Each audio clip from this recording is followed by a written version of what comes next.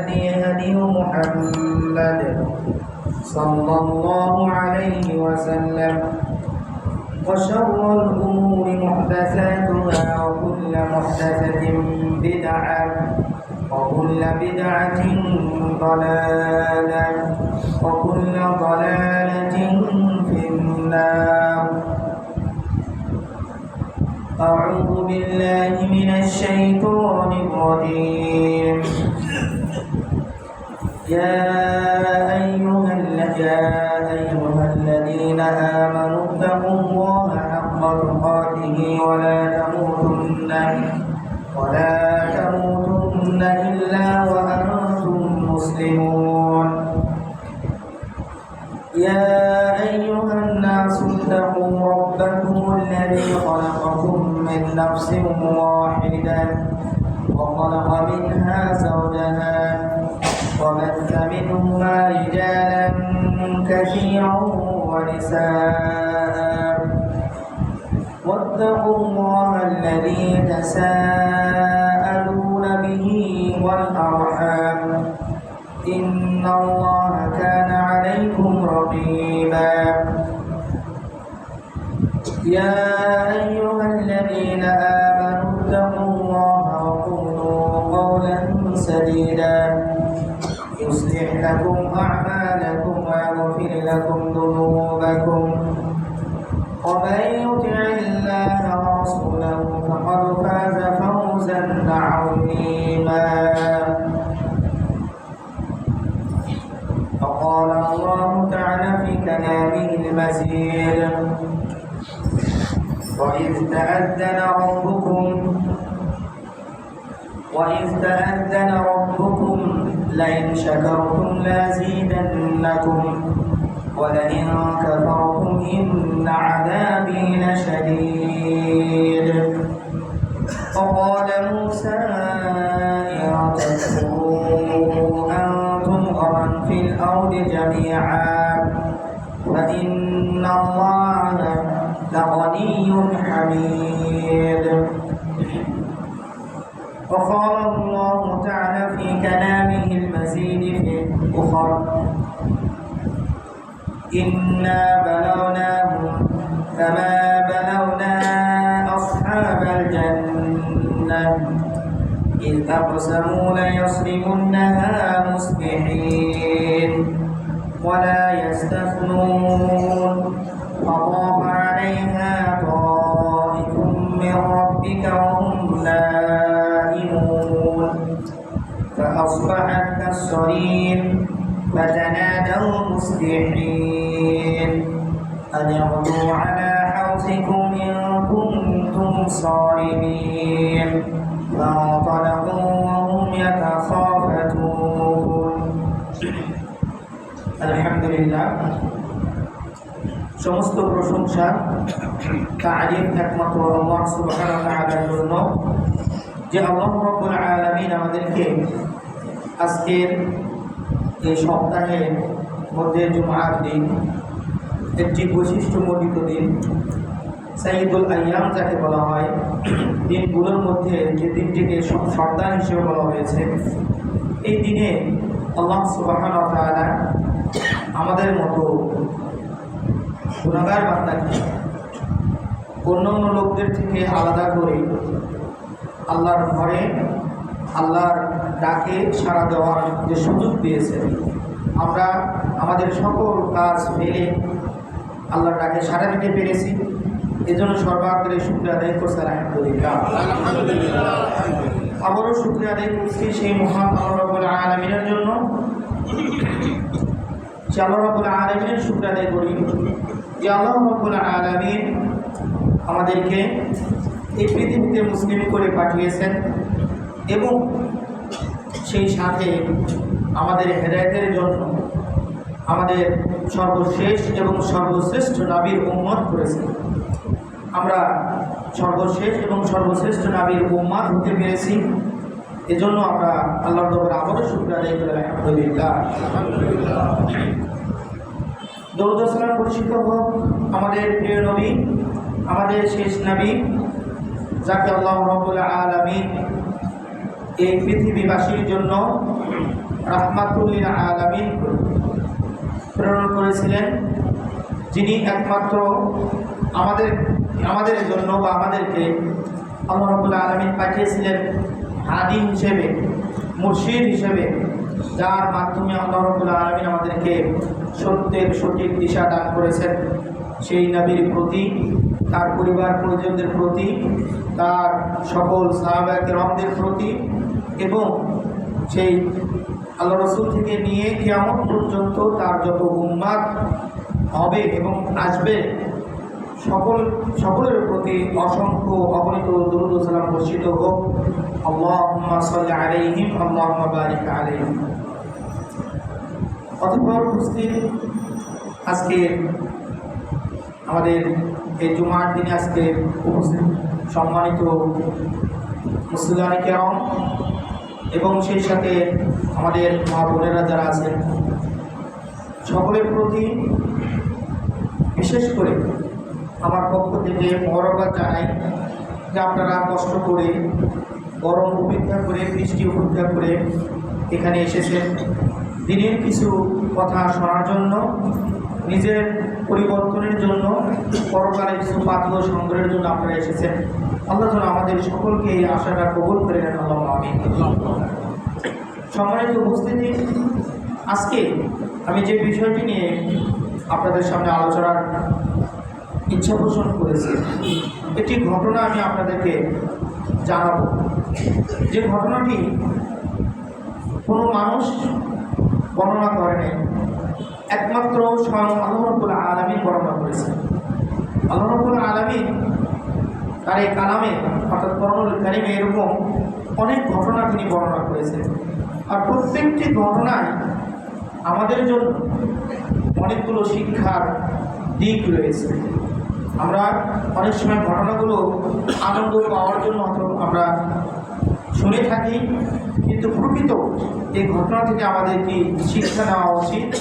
এই শিক্ষা থেকে আমরা অনেকাংশে আমরা অনেক দূরে আমরা সরে যাই। সম্মানিত উপস্থিতি, সূরা ইব্রাহিম 14 নম্বর সূরা 7 নম্বর আয়াতে এখান থেকে আল্লাহ রাব্বুল আলামিন কয়েকটি কথা বলেছেন। তার মধ্যে 7 নম্বর আয়াতে আল্লাহ রাব্বুল আলামিন বলছেন এইভাবে, যে ওই সময়ের কথা স্মরণ করো যখন তোমার রব, এখানে বহু বছর বলেছে তোমাদের রব যখন এই ঘোষণা দিচ্ছেন, ঘোষণাটি এই যে লাইন শাকারতুম লাযিদান্নাকুম, যদি তোমরা আল্লাহর নিয়ামতের শুকরিয়া আদায় করে থাকো ও করো, আল্লাহর ওয়াদা এটা, যদি শুকরিয়া আদায় করো তাহলে লাযিদান্নাকুম, তাহলে অবশ্যই আমি তোমাদেরকে এই নিয়ামত বৃদ্ধি করে দেব, আরও বহু অংশে বাড়িয়ে দেব, যে নিয়ামত তোমরা পেয়েছো আরও বেশি করে দেব। আর যদি ওয়ালাইন কাফারতুম, আমার এই দেয়া নিয়ামতের যে নিয়ামত তোমরা পেয়েছো, এই নিয়ামতের যদি তোমরা শুকরিয়া আদায় না করো, অকৃতজ্ঞ হয়ে যাও, তাহলে জেনে রাখো, কঠিন কথা আমরা বলছেন, জেনে রাখো, ইন্না আযাবি লাশাদীদ, আমার শাস্তি খুব কঠিন। আল্লাহ শুধু এতটুকু বলেন না যে আমি তোমাদেরকে শাস্তি দিব, এই কথাটা বলে তিনি ক্ষান্ত হন নাই, বরং তিনি ইন্না শব্দ, এটি মানে তাকিদ সূচক একটি শব্দ, ওকে মুসাফা বিল ফেল বলা হয় আরবির পরিভাষায়, যে ইন্না অবশ্যই আমি কি করব, ইন্না আযাবি আমার শাস্তি লাশাদীদ, এখানেও আবার নাম দিয়ে তাকিদ দেওয়া হয়েছে যে খুব কঠিন। যদিও কথাটি আমরা অনেকেই কত গুরুত্ব দেই না, কিন্তু আল্লাহ বলছেন এটা অবশ্যই হবে। আমাকে যে নিয়ামত দেওয়া হয়েছে, সে নিয়ামত হতে পারে আমার 2 চোখ হতে পারে, সে নিয়ামত হতে পারে আমার 2 কান, সে নিয়ামত হতে পারে আমার 2 পা, আমার 2 হাত, আমার শরীরের যাবতীয় অংশ বিশেষ সহ আমি দুনিয়াতে যেভাবে বসবাস করি, যেখানে থাকি, যা খাই, সব কিছুই নিয়ামতের মধ্যে শামিল। এরকম অনেক লোক পৃথিবীতে অনেক লোক রয়েছে যাদের অনেক কিছু আছে, কিন্তু 3 বেলা পেট ভরে যে ভাত খাবে এই সুযোগ তার। এরকম অনেক লোক রয়েছে, কত সুস্বাদু খাবার সামনে পড়ে রয়েছে, কিন্তু ভয়ে অসুস্থ হবে, মারা যাবে, সে ভয়ে সে খেতে পারে না। আবার অনেকে এমন আছে যে তার সামনে যদি আপনি সাধারণ গরম ভাত একটু আলু ভর্তা দিয়েও যদি দেন, সে পেট ভরে শান্তি করে খেতে পারে। অতএব আমাদেরকে যে নিয়ামতগুলো আল্লাহ রাব্বুল আলামিন দিয়েছেন, এর শুকরিয়া আদায় আমাদের অবশ্যই করতে হবে। সেই শুকরিয়া আদায়ের মাধ্যম হচ্ছে আল্লাহর হুকুম পালনের মাধ্যমে এবং আল্লাহর নিষেধ থেকে নিজেকে বিরত রাখার মাধ্যম হচ্ছে আল্লাহর শুকরিয়া আদায়। শুধু আলহামদুলিল্লাহ বললাম না, এটাও একটা শুকরিয়া আদায় হবে, সুবহানাল্লাহ বললাম তাও হবে। তবে মূল হচ্ছে আল্লাহর বিধানকে পালনের মাধ্যমে, আল্লাহর নিষেধ থেকে নিজেকে দূরে রাখার মাধ্যমে সেই শুকরিয়া আদায় পালন করতে হবে। মুসা আলাইহিস সালাম এই আয়াতে পড়ে মুসা আলাইহিস সালাম বলছেন, ওয়াকালা মুসা আলাইহিস সালাম বলতেছেন, ইন তাকফুরু আনতুম, তোমরা সবাই যদি অস্বীকার করো, আল্লাহর অকৃতজ্ঞতা প্রকাশ করো, সবাই, একজন ব্যক্তি যদি আল্লাহর কৃতজ্ঞতা প্রকাশ না করে, এমনকি ওমান ফিল আরদি জামিআ, সারা পৃথিবী যারা আছে সবাই যদি আল্লাহর অকৃতজ্ঞতা প্রকাশ করে, তাহলে জেনে রাখো ফাইন্নাল্লাহ, নিশ্চয় আল্লাহ রাব্বুল আলামিন লাগনিয়ুন হামিদ, তিনি গনি অর্থাৎ অমুখাপেক্ষী, তার কোনো কিছুর প্রয়োজন নেই, এবং তিনি হামিদ, তিনি নিজেই প্রশংসিত। আমরা কেউ প্রশংসা করলেও তিনি প্রশংসিত, না করলেও তিনি প্রশংসিত। আমরা সবাই মিলে যদি আল্লাহকে ডাকি, তারপরেও আল্লাহর কোনো আমাদের মুখাপেক্ষী নন, কারণ আমরাই আল্লাহর মুখাপেক্ষী। এই জন্য সূরা ইখলাসে আল্লাহ রাব্বুল আলামিনের পরিচয় তুলে ধরেছে হবে আল্লাহুস সামাদ, তিনি হচ্ছেন অমুখাপেক্ষী। আমরা প্রত্যেক মানুষ একজন না একজনের উপর নির্ভরশীল। আমার সব কিছু আছে, তারপরও আমরা পরের উপরে নির্ভরশীল হই, কোন এক দিক দিয়ে আমরা নির্ভরশীল। কিন্তু আল্লাহ সুবহানাহু ওয়া তাআলা তিনি আল্লাহুস সামাদ, তার কারণ মুখাপেক্ষী হতে হয়। এরপরে মুসা আলাইহিস সালামের এই কথার পর তিনি বলতেছেন এভাবে, আল্লাহ রাব্বুল আলামিনের কথাগুলো তুলে ধরছেন এভাবে যে আলাম ইয়াতিকুম নাবাউল লাযীনা মিন ক্বাবলিকুম কওমি নূহ ওয়া আদ ওয়া তামুদ। এখানে তিনটি কওমের কথা তিনি তুলে ধরেছেন, যে কওমে নূহ আলাইহিস সালামের কওমের পরিণতি, এবং আদ জাতির পরিণতি, সামুদ জাতির পরিণতি। এই ইতিহাসগুলো বর্ণনকারী আল্লাহ রাব্বুল আলামিন বারবার তিনি উল্লেখ করেছেন যে আদ তারা শক্তিশালী জাতি ছিল, সামুদ তারা শক্তিশালী জাতি ছিল। মানে নূহ আলাইহিস সালাম তার জাতিকে 1 বছর 2 বছর বা 100 বছর নয়, 950 বছর তিনি দাওয়াত দিয়েছিলেন, তারপরও 950 লোক তার দাওয়াত কবুল করেনি। এরপরে বলা হয়েছে ওয়াল্লাযীনা মিন বা'দিহিম, এবং তাদের পরবর্তীতে যারা এসেছে লা ইয়ালামুহুম ইল্লাল্লাহ, তাদের পরিণতি যে কি হয়েছিল একমাত্র আল্লাহ সুবহানাহু ওয়া তাআলা জানেন। আমরা আল্লাহ রাব্বুল আলামিন যদি কওমে নূহের ঘটনা যদি কোরআনে বর্ণনা না করতেন, আমরা হয়তো জানতে পারতাম না। সামুদ জাতির ঘটনাদের নাম বর্ণনা করতেন, আমরা হয়তো জানতে পারতাম না। এরকম আদ জাতির ঘটনাও, এরকম অনেকগুলো জাতির ঘটনা রয়েছে যেগুলো আল্লাহ তাআলা আমাদেরকে জানিয়ে দিয়েছেন এবং সত্য ঘটনা। এরপরে বলা হয়েছে জাআতুহুম রাসূলুহুম বিল বায়িনাতি, তাদের প্রত্যেকের নিকটে সুস্পষ্ট দলিল নিয়ে, প্রমাণ নিয়ে তাদের কাছে রাসূল এসেছিলেন। ফারাদ্দু, তারা কি করেছিল? প্রত্যাখ্যান করেছিল। আইদিয়াহুম বিআফওয়াহিহিম, তাদের মুখ এরকম চেপে ধরে তারা প্রতিবাদ করেছিল, ওই রাসূলের কথাগুলো তারা পালন করে নাই। এবং বরং তারা বলেছিল ইন্না কাফারনা বিমা উরসিলতুম বিহি, তোমরা যা নিয়ে এসেছো এগুলো আমরা অস্বীকার করলাম, এগুলো আমরা মানি না। ওয়া ইন্না লাফি শাক্কিম মিম্মা তাদউনা ইলাইহি মুরিব, এবং তোমরা যে বিষয়টিকে আমাদেরকে আহ্বান করছো, আমরা এগুলো বিষয়ে সন্দিহান, এগুলো সত্য কি সত্য না আমরা এগুলো জানি না, অতএব এগুলো আমরা মানব না। সম্মানিত উপস্থিতি, এইভাবে এই জাতিগুলো তাদের প্রতি আল্লাহর রাসূল প্রেরণ করার পরও তারা রাসূলকে পালন মানে নাই, যার ফলে আল্লাহ রাব্বুল আলামিন তাদেরকে ধ্বংস করে দিয়েছেন। ঠিক অনুরূপ এরকম একটা সাবধান বাণী আল্লাহ রাব্বুল আলামিন আমাদেরকে জানিয়ে দিয়েছেন। আজকে মূলত আমি এই ঘটনাটাই আপনাদের সামনে তুলে ধরার আমি ইচ্ছা পোষণ করেছি। তবে তার আগে একটি কথা আমি আপনাদেরকে স্মরণ করে দিতে চাই, এবং স্মরণ শুধু নয়, এটা একটা ধিক্কার, নিন্দা বা প্রতিবাদ যাই বলেন না কেন।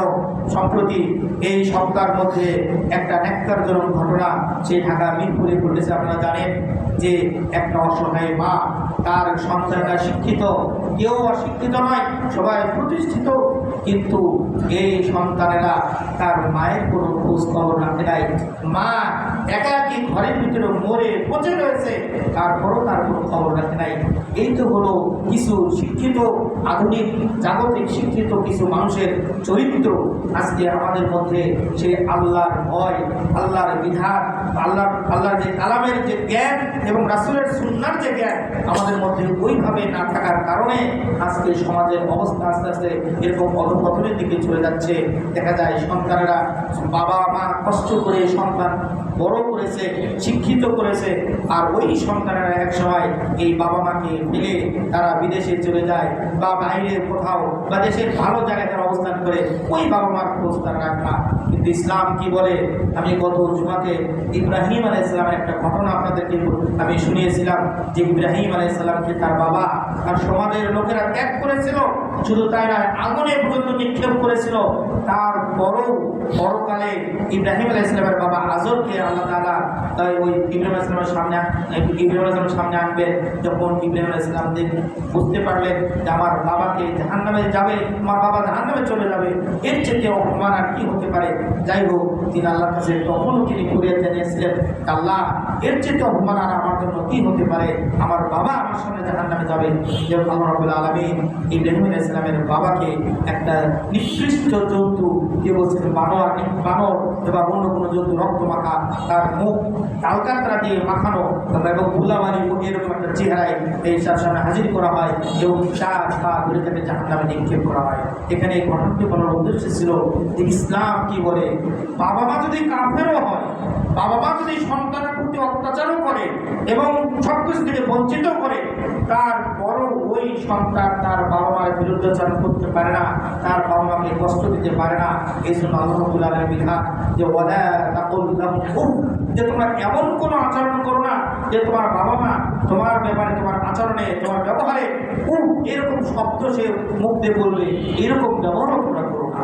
তাকে তো কষ্টটা তো দূরের কথা, যে তোমার আচরণে, কোথায়, ব্যবহারে বাবা মা যাতে এরকম শব্দ না করে। এই মাঝখানে কথাটি বলার অর্থই হচ্ছে যে আমাদের ইসলাম সম্পর্কে ওই রকম জ্ঞান না থাকার কারণে বা আল্লাহ সম্পর্কে ওইরকম আল্লাহর পরকালের যে শাস্তি আল্লাহ রাব্বুল আলামিন বলেছেন ইন্না আযাবি লাশাদীদ, আমার শাস্তি খুব কঠিন, এই বিষয় সম্পর্কে ওইরকম বিশ্বাস না থাকার কারণে আজকে আমি আমার বাবাকে, আমি আমার মাকে কষ্ট দিচ্ছি, তাদের খবর নিচ্ছি না, তাদের ভরণ পোষণের দায়িত্ব নিচ্ছি না, তারা কি খেলো না খেলো না মরে পচে রইলো তার কোনো খবরও নেই না। শুধু এই আল্লাহর পরকালে যে আল্লাহর সামনে আমাকে জবাবদিহি করতে হবে, এই জ্ঞান আমাদের মাঝে না থাকার কারণে, অথচ আমি একজন এই বিসিএস ক্যাডার, আমি একজন সচিব, আমি একজন স্কুলের শিক্ষিকা, আমি দেশের বাইরে থেকে আমার সুনাম অনেক রয়েছে, যাকে রত্ন গর্ব বলে বলা যায়, তারপরও তার পরিণতি এরকম হয়েছে। সম্মানিত উপস্থিতি, ইসলাম সম্পর্কে, আল্লাহ সম্পর্কে আমাদের জানতে হবে। যে কথাটি বলতেছিলাম যে আল্লাহ রাব্বুল আলামিন সেই সময় মক্কায় যখন আমাদের নবীকে রাসূল হিসেবে ঘোষণা করলেন, ওই সময়ের মক্কার কাফের মুশরিকরা তারা আল্লাহ রসুলকে এরকম অস্বীকার করল। তারা আল্লাহ রসুলের কথাগুলোকে তারা মানল না মানার কারণে তাদেরকেও আল্লাহ রাব্বুল আলামিন এরকম সাবধান করে দিচ্ছেন। সেই ঘটনাটি সূরা কলামের মধ্যে, এই সূরার 8টি নাম রয়েছে সূরা নূন, অর্থাৎ এই সূরার প্রথমে আল্লাহ রাব্বুল আলামিন নূন একটি অক্ষর এই দিয়ে শুরু করেছেন যে নুন ওয়াল কলামি, এরকম নুন এবং কলামে ওয়া মা ইয়াসতুরুন। এই নুন এবং কলম, কলম মানে আমাদের লিখি, এটাকে বলা হয় কলম, আরবিতেও কলম, আমরা বাংলাতেও কলম বলি। এই দুটো শব্দ দিয়ে একটা নুন এবং কলম দিয়ে আল্লাহ তাআলা শুরু করেছেন। এই সূরার মধ্যে আল্লাহ রাব্বুল আলামিন বলছেন যে ইন্না বালাউনাহুম, নিশ্চয় আমি তাদেরকে পরীক্ষা করব, কামা বালাউনা আসহাবাল জান্নাহ, যেভাবে আমি পরীক্ষা করেছিলাম ওই বাগানের অধিবাসীদেরকে। অর্থাৎ আল্লাহ রাব্বুল আলামিন এখানে মক্কাবাসীদের কথা বলছেন। সে তাফসীর ইবনে কাসির সহ বিভিন্ন তাফসীরে বলা হয়েছে যে ইন্না বালাউনাহুম, এর তাফসীরে বলা হয়েছে এভাবে ইয়ানি কুফারা মক্কা, মক্কার কাফেরদেরকে উদ্দেশ্য করা হয়েছে, ইন্নাল্লাহা ইবতালাহুম বিল জু'i ওয়াল কাহতি বিদাওয়াতি রাসূলিল্লাহ সাল্লাল্লাহু আলাইহি ওয়াসাল্লাম। এই মক্কার কাফের মুশরিকদেরকে আল্লাহ তাআলা বলেন যে তাদেরকে আল্লাহ তাআলা পরীক্ষা করেছিলেন এইভাবে, বিল জু'i ক্ষুধা দিয়ে, দুর্ভিক্ষ দিয়ে, ওয়াল কাহতি এবং খরা অথবা বৃষ্টি দিয়ে আল্লাহ তাদেরকে পরীক্ষা করেছিলেন। কেন? বিদাওয়াতি রাসূলিল্লাহ সাল্লাল্লাহু আলাইহি ওয়াসাল্লাম। আল্লাহর রাসূল এই মক্কাবাসীদের জন্য যখন তার দাওয়াতকে কবুল করা হলো না, আল্লাহ রাসূল দোয়া করেছিলেন। এই দোয়ার ফলে তাদেরকে এইভাবে পরীক্ষা করা হয়েছিল। শুধু এই তাদের পরীক্ষা করার অর্থই হলো যে তারা যে আল্লাহর রাসূলের দাওয়াতকে, আল্লাহ আমাদের রাসূলের মাধ্যমে যে দাওয়াত পৌঁছেছিলেন, এই দাওয়াতকে অস্বীকার করার কারণে এবং আল্লাহর রাসূলকে আমাদের মাঝে পাঠানোই হচ্ছে আমাদের জন্য একটা নিয়ামত, আল্লাহর পক্ষ থেকে একটা অনুগ্রহ, দয়া। আর এই নিয়ামতের শুকরিয়া আদায় তাকে অনুসরণ করার মাধ্যমে আমাদের করতে হবে। আর ওই সময় মক্কাবাসীরা এটা করেনি, যার ফলে আল্লাহ রাব্বুল আলামিন তাদেরকে সাবধান করে দিয়েছিলেন। যাই হোক, সম্মানিত উপস্থিতি, যে আল্লাহ রাব্বুল আলামিন উদাহরণ এখানে দিয়েছেন যে বাগানের অধিবাসীরা, এর মূল ঘটনাটি হচ্ছে এরকম যে একটা লোক, আমি বিস্তারিত বলবো পরে, যে এই লোকের বসবাস ছিল ইয়ামান, তৎকালীন ইয়ামানের একটি সানআ নামক এলাকা, ওই সময় রাজধানী ছিল। এই সানআ থেকে 6 মাইল দূরে এই এলাকাটার অবস্থান, যে এলাকায় এই বাগানটি ছিল। ওই ব্যক্তির একটা নিয়ম ছিল যে বাগানে যখন, এই বাগানে ছিল খেজুরের বাগান ছিল, খেজুরের গাছ ছিল, তারপরে এই কি বলে ফসল অর্থাৎ কৃষিপণ্য ফসল এগুলি ছিল, এবং আরো বিভিন্ন গাছগাছালি ছিল, আঙ্গুর ছিল। এগুলো যখন ফসল কাটার সময় হতো, এই ফসল কাটার সময় পত্র আশেপাশে যারা দরিদ্র অভাবী তারা ওই বাগানের সামনে এসে তারা জমা হতেন, এই দরিদ্র লোকেরা। আর ওই ভদ্রলোক উনি কি করতেন? মুসলিম ছিলেন, তিনি আল্লাহকে ভয় করতেন এবং আল্লাহ তাকে যে নিয়ামত দিয়েছিলেন, যে বাগান, যে সম্পদ দিয়েছিলেন, উনি এই সম্পদের কৃতজ্ঞতা স্বরূপ আল্লাহর শুকরিয়া আদায় করার জন্য তিনি তার নিয়ম ফলো করতেন এইভাবে যে এই বাগানের ফল পেরে এই পরবর্তীতে বাগানে চাষ করার জন্য যা খরচ প্রয়োজন, এই পরিমাণ খরচ রেখে দিতেন। আর পরিবারের যা খাবারের জন্য, ভরণ পোষণের জন্য যা প্রয়োজন, তিনি ওই পরিমাণ রেখে দিতেন। এরপরে বাকি অংশটা উপস্থিত দরিদ্র মিসকিনদের মাঝে তিনি বন্টন করে দিতেন। এইভাবে যখন চলতে লাগলো, একটা সময় এই ব্যক্তি মারা যায়। মারা যাওয়ার পরে তার ছেলেরা কি করলো? বাবার এই নীতিকে তারা ভুল ধরলো যে বাবা ছিল একজন আহম্মক। তারা বলছে এইভাবে, কখন তারা বললো যে ইন্না আবানা আবুনা, আমাদের পিতা ছিল আহম্মক, তিনি একজন আহম্মক, মানে নির্বোধ একজন ব্যক্তি ছিল, যার ফলে তিনি এত সম্পদ তিনি এই গরিব দুস্থদের মধ্যে দিয়ে দিতেন, অথচ আমাদের জন্য তেমন কিছু করতেন না। যাই হোক, আল্লাহ রাব্বুল আলামিন এখানে বলছেন এভাবে, যখন ওই ব্যক্তি মারা যাওয়ার পরে তার ছেলেরা এরকম ওয়াদা করলো যে আমরা বাবার মতন এরকম কাজ করব না। কি করব? তারা কসম করে বললো যে আমরা খুব ভোরে গিয়ে বাগানের ফল আমরা কাটবো। আর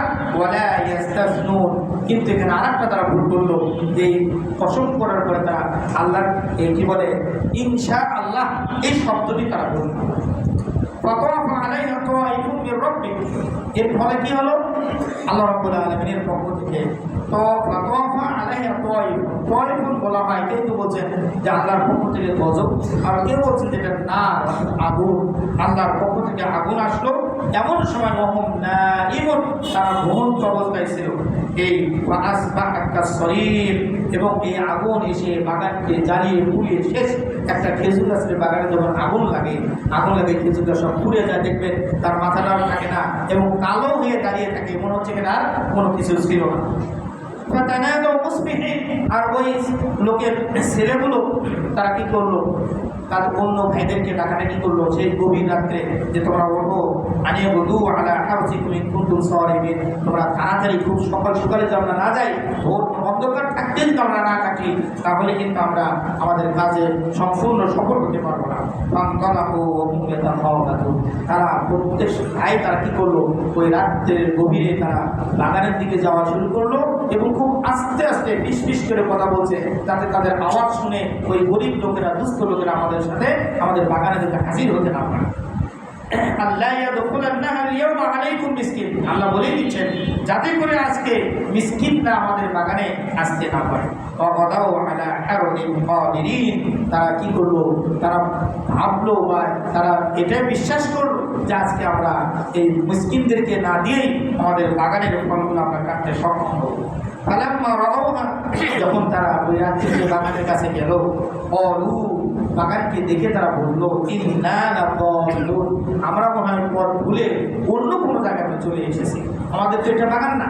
তারা আগের দিন তাদের বাগানে পরিপক্ক ফল ছিল, কত সুন্দর তারা দেখে গেছে, কিন্তু এই রাত্রিতে এসে দেখে যে বাগানে তেমন কিছু নেই, সবখানে মানে কালো হয়ে আছে। তখন তারা বলা বলি করলো, হয়তো আমরা পথ ভুলে রাতের অন্ধকারে এই রাস্তা, আমাদের মূল রাস্তা ছেড়ে অন্য কোনো রাস্তায় আমরা চলে গিয়েছি। অথবা এটাও অর্থ করা হয়েছে যে আমাদের যে সিদ্ধান্তটা ছিল, আমরা যে সিদ্ধান্তটা নিয়েছিলাম, এই সিদ্ধান্ত ভুল ছিল, যার ফলে আল্লাহর পক্ষ থেকে এই শাস্তি এসেছে। বাল নাহনু মাহরুমুন, অথবা বরং আমরা কি মাহরুম হয়ে গেছি, আমাদের বাগান থেকে এই ফল আহরণ করতে আমরা বঞ্চিত। ভাইদের মধ্যে সব ভাই যে সমান এরকম হয় না, খারাপের মধ্যেও কিছু কম বেশি থাকতে পারে। তাদের মধ্যে আওসাত, যিনি একটু ভালো স্বভাবের, তিনি বলছিলেন যে আমি কি শুরু থেকে তোমাদের বলে আসছি না, তোমরা আল্লাহর তাসবিহ করো, আল্লাহর প্রশংসা করো, আল্লাহর শুকর আদায় করো, আল্লাহর যে নিয়ম, এই নিয়মের মধ্যে তোমার থাকো। তখন তারা ভুল তারা বুঝতে পেরে তখন তারা বললো, সুবহানা রাব্বিনা, আমরা আমাদের রবের প্রশংসা করছি, তিনি পূর্ণ পবিত্র। ইন্না কুন্না যালিমিন, আসলে আমরা ছিলাম জালেম, আমরা যে সিদ্ধান্ত নিয়েছি এই সিদ্ধান্তের কারণে আমরা নিজেদের উপরে জুলুম করেছি।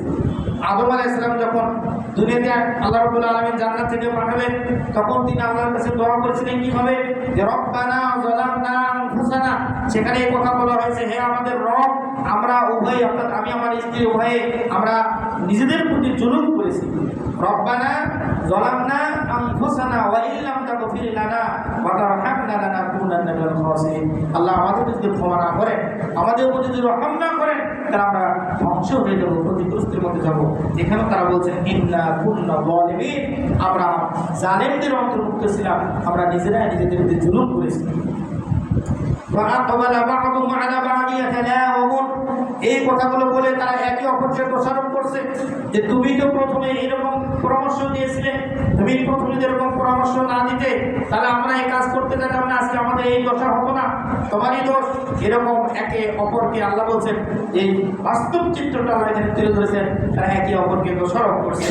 এরপরে লাস্টিকে তারা বলছেন যে তারা বলছে, ইয়া ওয়াইলানা, হায় আমাদের আফসোস, ইন্না কুন্না তাগীন, আমরা সীমালঙ্ঘনকারী ছিলাম, আমরা যে সিদ্ধান্ত নিয়েছি এটা আমাদের জন্য বড় একটা অন্যায় হয়েছে, আমরা সীমালঙ্ঘনকারীর মধ্যে সীমালঙ্ঘন করেছি। আসা রাব্বুনা আইয়ুবদিলানা খায়রাম মিনহা, হয়তো আমরা যে অন্যায় করেছি আল্লাহর কাছে ক্ষমা চাচ্ছি, আল্লাহ এর পরিবর্তে আল্লাহ রাব্বুল আলামিন আমাদের আরো উত্তম কিছু দান করবেন। ইন্না ইলা রাব্বিনা রাগিবুন, আমরা আমাদের রবের দিকে প্রত্যাবর্তনকারী, রবের অভিমুখী হলাম, আমরা যা ভুল করেছি আর করবো না, পরবর্তীতে আমরা আমাদের বাবার নীতি অনুযায়ী যেভাবে ইসলাম, যেভাবে আল্লাহর হুকুম রয়েছে সেভাবেই আমরা কাজ করবো, এইভাবে তারা সেদিন স্বীকৃতি দিয়ে যায়।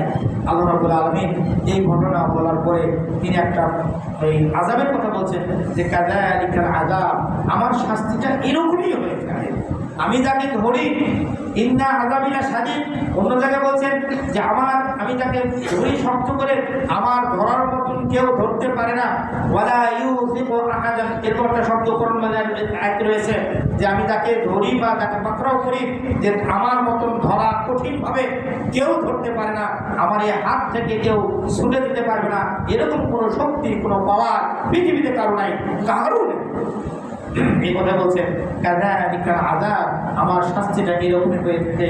ওয়ালা আযাবুল আখিরাতি আকবার, তিনি বলছেন দুনিয়াতে আমি শাস্তি দিয়েছি, তবে জেনে রাখো পরকালের শাস্তি আকবার, আরো বড় শাস্তি রয়েছে। যদি সংশোধন না হও, পরকাল আমার শাস্তি যে রেডি, এর চেয়ে তোর কঠিন শাস্তি রক্ষা করছে। যদি তোমরা দুনিয়াতে থাকা অবস্থায় সংশোধন না হয়ে ভুল স্বীকার করে আমার কাছে ক্ষমা যদি না চাও, তাহলে জেনে রাখো পরকালের শাস্তিটা খুব কঠিন, আরো বড়, আরো আরো ভয়াবহ শাস্তি অপেক্ষা করছে, লাউ কানু ইয়ালামুন, যদি তারা জানত।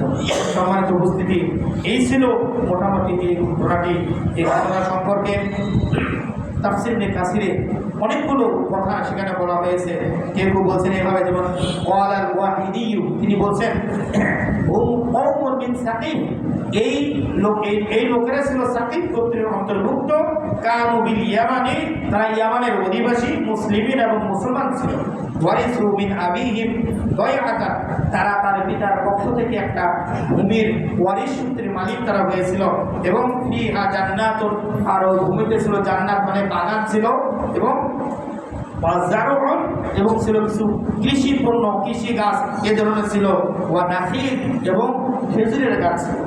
ওয়া কানা আবুহুম ইয়াজআলু মিম্মা ফিহা মিন কুল্লি শাইইন হাদদান লিল মাসাকিন, আর ইনদাল হাসাদি ওয়াস সিরাব, আর তাদের পিতার অভ্যাস ছিল, নিয়ম ছিল এরকম, যেদিন ফসল কাটা হবে সেদিন তিনি ওই গরিব মিসকিনদের যে হক, তারা যে প্রাপ্য, পরিপূর্ণভাবে তিনি তাদেরকে দিয়ে দিতেন। বা ক্বালাত বানুহু, এরপরে তার সন্তানরা বলল যে আল মালু কলিল, যখন তার বাবা মারা যায়, মারা যাওয়ার পরে যখন ওই বাগানের মালিক যখন সন্তানরা হয়ে যায়, তখন তারা বলেছিল এভাবে যে এই বাগানের সম্পদ খুব কম, আল মালু কলিলুন, সম্পদ খুব কম, ওয়াল ইয়ালু কাসীর, অথচ আমাদের পরিবার অনেক বড় একটি পরিবার, আমাদের এই অল্প সম্পদ দিয়ে আমাদের এত বড় পরিবারের ভরণ পোষণ হবে না, আমাদের মিসকিনদেরকে আর দেওয়া যাবে না। ওয়ালা ইয়াসাউনা আন নাফআলা কামা ইয়াফআলুনা, তারা প্রতিজ্ঞা করলো এইভাবে যে আমাদের পিতা যা করেছিল আমরা তা করবো না। এবং ওয়াআযামু আলা হিরমানিল মাসাকিন, এবং তারা শপথ করে বলল যে আমরা মিসকিনদেরকে বঞ্চিত করব। ফাসারাত আকিবাতুহুম ইলা মা কাসাল্লাহু ফি কিতাবিহি, যার পরিণতিতে তাদের বাগানের অবস্থাটা হয়ে গেল এরকম, পুরো বাগান ধ্বংস হয়ে যায়। যেরকম বর্ণনা মা কাসাল্লাহু ফি কিতাবিহি, অর্থাৎ আল্লাহ রাব্বুল আলামিন কোরআনুল কারীমে যে ঘটনাটি তিনি বর্ণনা করেছেন। সম্মানিত উপস্থিতি, এইভাবে আল্লাহ রাব্বুল আলামিন আরো বলেছেন ওয়ালা ইয়াস্তাসনুন, যে কথাটি এর মধ্যে রয়েছে যে তারা ইস্তিসনা করল, অর্থাৎ লা ইয়াকুলুনা ইনশাআল্লাহ, তারা এই কাজটা করার যখন সংকল্প করেছিল যে ইনশাআল্লাহ বলতো, তারপরেও হয়তোবা তারা সম্পূর্ণ সফল হতে পারত। এই ঘটনা থেকে আমাদের এটা একটা শিক্ষার বিষয়। আমরা যখন কোনো কাজ করতে যাব, যে আমরা আগামীকাল কোন জায়গায় যাব বা আগামীকাল আমি এটা করবো, এই যে আগামীকাল বা ভবিষ্যতে কোনো প্ল্যান যদি আমরা করি, তাহলে আপনাকে অবশ্যই ইনশাআল্লাহ বলতে হবে। এটা আল্লাহর বিধান। ইনশাআল্লাহ যদি আপনি বলেন, তাহলে আপনার ওই কাজটা আপনার জন্য আল্লাহ তাআলা সহজ করে দিবেন এবং সফল হওয়ার মধ্যে কোনো বাধা থাকবে না। এবং কিন্তু বলছেন যে এইভাবে যে আসবাহাত কাসরিম, অর্থাৎ ওই বাগানের অবস্থা এমন হয়ে গিয়েছিল যে সুরিমাত সিমারুহু আই কুতিআত, এবং তার ফলগুলো সম্পূর্ণ একবারে নষ্ট, এবং বাগানও নষ্ট, এবং সবগুলো একবারে কেটে ফেলা হয়েছে, এরকম অবস্থা হয়ে গিয়েছিল। এখানে আরেকটি কথা বলা হয়েছে, ইবনে জারির তিনি বলছেন ফাতাফা আলাইহা তাইফ, এই যে ফাতাফা আলাইহা তাইফ, তাইফ আগে বলেছিলাম যে এটা একটা আমরুম মিনাল্লাহ, তাইফ বলা হয় আল্লাহর পক্ষ থেকে একটা আদেশ।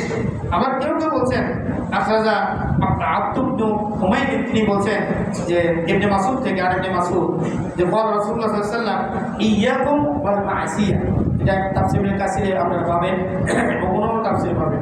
আল্লাহ রাসূল বলছেন যে ইয়াকুম ওয়াল মাসিয়াতি, তোমরা গুনার কাজ থেকে বেঁচে থাকো, গুনার কাজকে তোমরা ভয় করো, যে কাজ গুনাহ হবে এই ধরনের কাজ থেকে তোমরা বেঁচে থাকো। কেননা ফাইন্নাল আবদা লা ইউযনিবু যামবাল ওয়াহিদা ফায়ানসি বিহিল বাবা মিনাল ইলম, যদি কোনো ব্যক্তি এরকম কোনো একটা গুনার কাজ করলো, গুনার কাজ করার পরে তার ক্ষতিটা কি, তার জ্ঞানের একটা দরজা বন্ধ হয়ে যায়।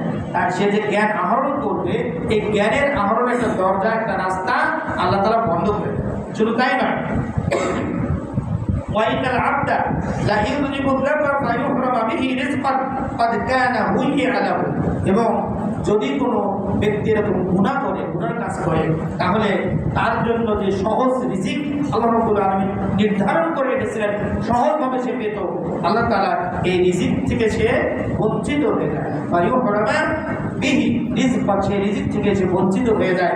এই কথা বলার পরে রাসূলুল্লাহ সাল্লাল্লাহু আলাইহি ওয়াসাল্লাম তাআলা রাসূলুল্লাহ সাল্লাল্লাহু আলাইহি ওয়াসাল্লাম রাসূলুল্লাহ সাল্লাল্লাহু তেলাওয়াত করলেন এই আয়াতটি, ফাতাফা আলাইহা তাইফুম মির রাব্বিক ওয়া হুম নাঈমুন ওয়া আসবাহাত কাসসারির। এই আয়াতটি তিনি তেলাওয়াত করলেন। সম্মানিত উপস্থিতি, আমরা যে শুরুতে কথাটি বলেছিলাম, আল্লাহ রাব্বুল আলামিন আমাদেরকে পাঠিয়েছেন এই দুনিয়াতে। আমরা এখানে আমাদের ইচ্ছায় কিন্তু আমরা আসি। কে কোন এলাকায় আসবে, কে কোন এলাকায় থাকবে, একমাত্র সেই মহান আল্লাহ সুবহানাহু ওয়া তাআলার ইচ্ছায় আমরা এখানে এসেছি। আর দেখা যায় যে আমাদের মতোই মানুষ, তারা অনেক ভালো রাষ্ট্রে, ধনী রাষ্ট্রে তারা বসবাস করে।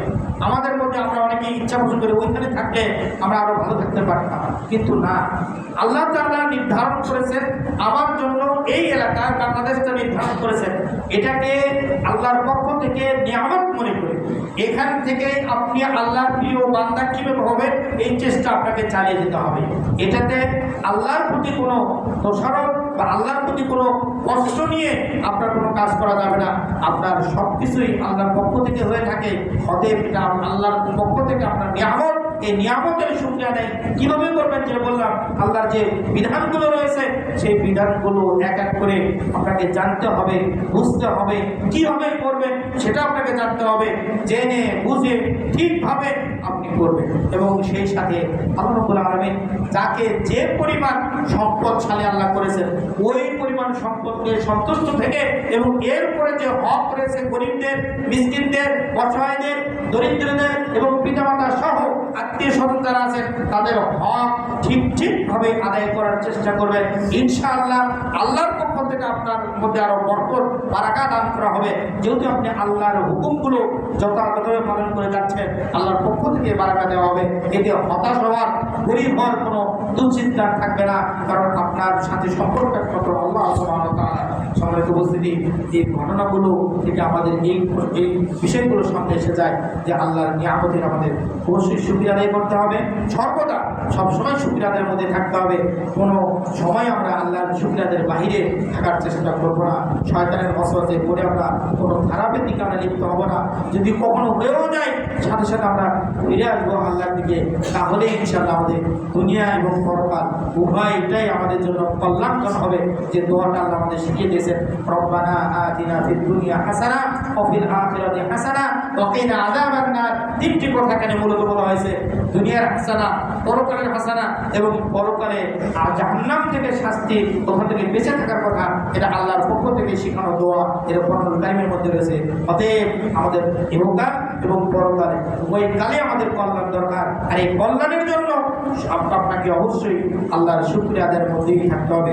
আপনি যদি আল্লাহর অকৃতজ্ঞ বান্দা হন, তাহলে আপনার হয় দুনিয়াতে আপনি ভালো থাকতে পারেন, কিন্তু পরকাল আপনার ধ্বংস হয়ে যাবে। পরকালে আপনি ভালো থাকতে পারবেন না। এটা আল্লাহর পক্ষ থেকে এটা এই ওয়াদা দেওয়া হয়েছে। অতএব এর বাহিরে যাওয়ার কোনো সুযোগ নেই। সম্মানিত উপস্থিতি, এখানে আমরা যারা উপস্থিত হতে পেরেছি, আবারও আমি আজকে এই জুমার দিনে এই কথাটি বলেই শেষ করব যে আমরা আল্লাহর প্রিয় বান্দা এবং কৃতজ্ঞ শুকরগুজারি বান্দা আমরা সকলে হতে পারি। আল্লাহ আমাদের সকলকে কবুল করুক। আল্লাহ আমিন। বারাকাল্লাহু লানা ওয়া লাকুম ওয়া সাইরিল মুসলিমিন। ইন্নাহু তাআলা জাওয়াদুন কারীমুন মালিকুন রাব্বুর রহিম।